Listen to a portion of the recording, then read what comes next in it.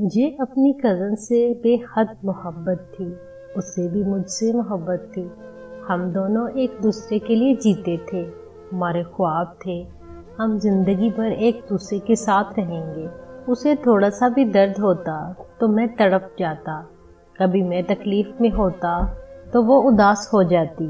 میں نے ہمیشہ اس کے خواب دیکھے، اس نے میرے خواب سجائے۔ جانتے ہو فارس بھائی، وہ میری ہر بات پہ سر جھکایا کرتی تھی۔ میں کچھ بھی کہتا وہ انکار نہ کرتی۔ میں سادہ سا تھا، میں اتنا ہوشیار نہ تھا، لیکن اس نے مجھے جینا سکھایا۔ وہ میرا ہیئر سٹائل ٹھیک کرتی، مجھے بتاتی کس رنگ کے کپڑے خریدوں، اور ہاں وہ مجھے نماز پڑھنے کا کہتی۔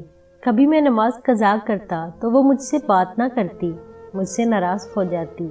جانتے ہو فارس بھائی، وہ مجھے کیا کہتی تھی؟ آپ میرے اللہ کی نماز ادا نہیں کر سکتے تو میں آپ سے نکاح کا سوچ بھی نہیں سکتی۔ پھر میں اس سے وعدہ کرتا میں اب نماز قضا نہیں کروں گا، وہ راضی ہو جاتی۔ فارس بھائی، اس سے بات کیے بنا میرا ایک بھی لمحہ نہیں گزرتا تھا۔ وہ میری بہت عزت کرتی تھی، میں بھی اس کی بہت عزت کرتا تھا۔ وہ بہت نرم دل کی تھی۔ اس کی ایک عادت تھی، اسے کوئی کتنا بھی درد دے وہ خاموش رہتی، چپکے سے آواز دبائے ہوئے جی بھر کے رو لیتی، پھر منہ دھو کر سب سے یوں بات کرتی جیسے اسے کچھ ہوا ہی نہ ہو، کبھی شکوہ نہ کرتی۔ میں اس سے ناراض ہو جاتا تو وہ اداس ہو جاتی، مجھے میسیجز کرتی، مجھے آواز دیتی، مجھے منانے کی کوشش کرتی۔ میں بھی جان بوجھ کر اسے تنگ کرتا۔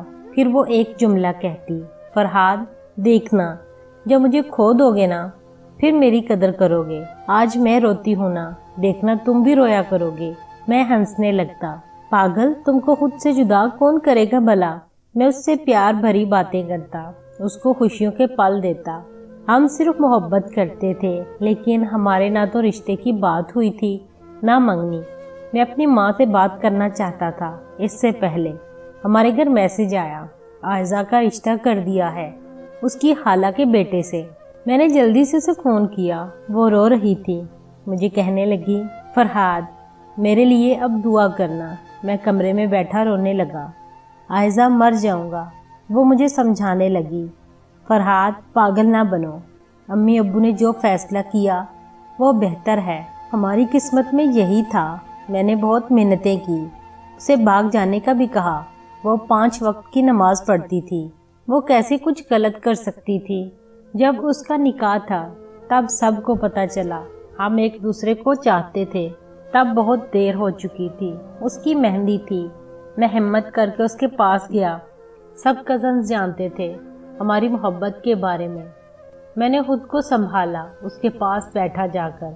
اس نے مہندی والا سوٹ پہنا تھا، میں نے اسے ایک گلاب جامن کھلایا۔ میں مسکرا رہا تھا۔ میں نے جب اس کی آنکھوں میں دیکھا، نہ جانے کیسے ایک سمندر آنسو کا امنڈ آیا۔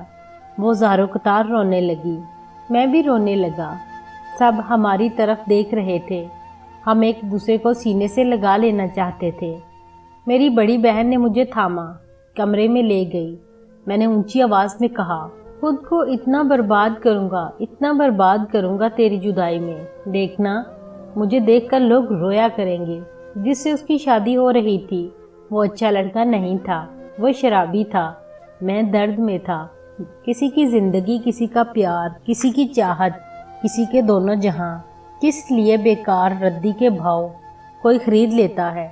میں نے اپنی امی کے سامنے ہاتھ جوڑے، منتیں کی، امی عائزہ کو بچا لو، اس کا کزن اچھا انسان نہیں ہے۔ میں نے اللہ سے دعا کی وہ میری نہیں تو نہ ہو، لیکن اسے اس انسان سے بچا لو جو اس بیچارے کی زندگی جہنم بنا دے گا۔ نکاح سے پہلے اس نے مجھے کہا تھا، فرحاد محبت میں مل جانا ضروری تو نہیں ہوتا نا، ہم سب اپنی اپنی قسمت لے کر آتے ہیں، قسمت کے سامنے کس کا زور ہے؟ اللہ تم کو اچھی سی شہزادی نصیب کرے۔ میں اسے چیخ چیخ کر دل کا حال بتانا چاہتا تھا، لیکن کیا ہوا، اس کا نکاح ہو گیا، وہ بیاہ کر چلی گئی۔ میں بہت رویا، میں تڑپا، میں چیخا، میں آگ میں جلا۔ میں نے منتیں کی، ہاتھ جوڑے، سجدے کیے، دعائیں مانگی، صبر آئے گا۔ پھر 7 ماہ کے بعد وہ ایک دن امی کے گھر آئی۔ میں اتفاق سے ان کے گھر گیا، وہ امی کے پاس بیٹھی تھی۔ میں نے اس کے چہرے کی جانب دیکھا، اس کے چہرے پہ زخموں کے نشان تھے۔ مجھے دیکھ کر اس نے نظر جھکا لی۔ میں نے حال پوچھا، ہلکا سا مسکرا کر بولی، میں ٹھیک ہوں فرحاد، اس کے شوہر نے اسے مارا تھا۔ وہ آج بھی غم چھپانے کی کوشش کر رہی تھی۔ اتنے میں مسجد میں اذان ہونے لگی۔ مجھے مسکرا کر بولی، پاگل اب بھی نماز پڑھتے ہو یا اب چھوڑ دی؟ میں مسکرایا، عائزہ میں اب امامت کرواتا ہوں۔ وہ پیار سے بولی، ویسے داڑھی میں پیارے لگتے ہو۔ اس نے مسلح اٹھایا، نماز پڑھنے لگی۔ میں نے تڑپ کر آسمان کی طرف دیکھا، یا اللہ اپنی اس نیک بندی پر رحم فرما۔ دن گزرنے لگے، مجھے خبر ملتی رہتی، آج اس کے شوہر نے اسے بہت مارا تھا، آج وہ ہسپتال میں ہے۔ میں نے ظلم کے خلاف آواز اٹھانے کا سوچا، اس کی امی ابو سے بات کی، لیکن انہوں نے کہا بیٹیوں کو سب برداشت کرنا پڑتا ہے۔ میں نے کہا اسلام اس چیز کی اجازت نہیں دیتا کہ اتنا ظلم سہا جائے۔